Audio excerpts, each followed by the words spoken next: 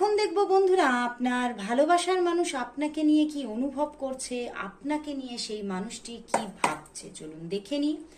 অবশ্যই বলবো নিজের ভালোবাসার মানুষের মুখটি মনে করে রিডিংটি দেখতে থাকুন। দেখে নেব সেই মানুষটি আপনাকে নিয়ে কি ফিল করছে, কি ভাবছে, কি ভাবছে।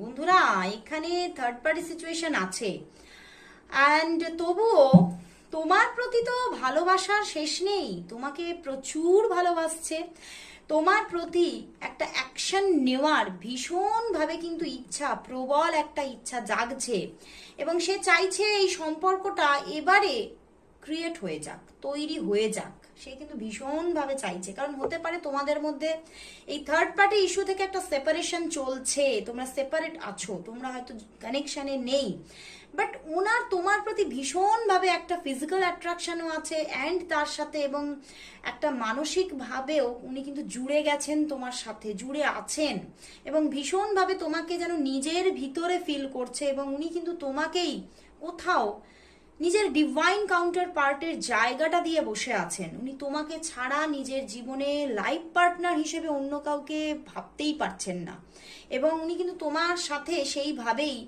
ওনার লাইফটাকে শেয়ার করে নিতে চাইছেন। তো ওনার কিন্তু তোমার জন্য আজকে ভীষণ একটা স্ট্রং ফিলিংস কিন্তু আছে, বাট তোমরা সেপারেশনে আছো এটাই দেখতে পাচ্ছি। তো চলো বন্ধুরা তাহলে দেখে নেব যে তোমাদের এই সেপারেশন কবে শেষ হচ্ছে, তোমাদের এই সেপারেশন কবে শেষ হচ্ছে, তোমাদের মধ্যে কবে একটা কানেকশন আসছে, যোগাযোগ আসছে। তোমাদের মধ্যে এই সেপারেশন কবে শেষ হচ্ছে, তোমাদের মধ্যে এই সেপারেশন কবে শেষ হচ্ছে। Hanged man and 6 of source, এখনো কিন্তু সময় লাগবে, এই সেপারেশন তবে শেষ হবে।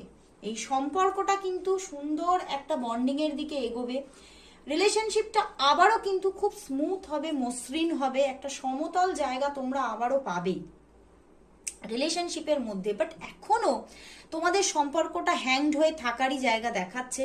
তো এখনো 3 মান্থ, তো অবশ্যই 3 মান্থ এখনো সেপারেশনের জায়গা আছে, বাট আফটার 3 মান্থ ধীরে ধীরে কিন্তু তোমাদের সম্পর্কটা একটা বন্ডিং ক্রিয়েট আবারও হতে চলেছে। কারণ পিছনেই দেখো এস অফ ওয়ান্ডস আছে, তার পিছনেই 6 অফ ওয়ান্ডস। তো বলবো বন্ধুরা এখানে কিন্তু একটা স্ট্রং দুজনের দিক থেকেই ভালোবাসা আছে, ইচ্ছা আছে, এবং কোথাও পুরো ইউনিভার্সও চাইছে। তো সেইখান থেকেই সম্পর্কটা আবারও একটা হ্যাপিনেসের দিকে যাবে।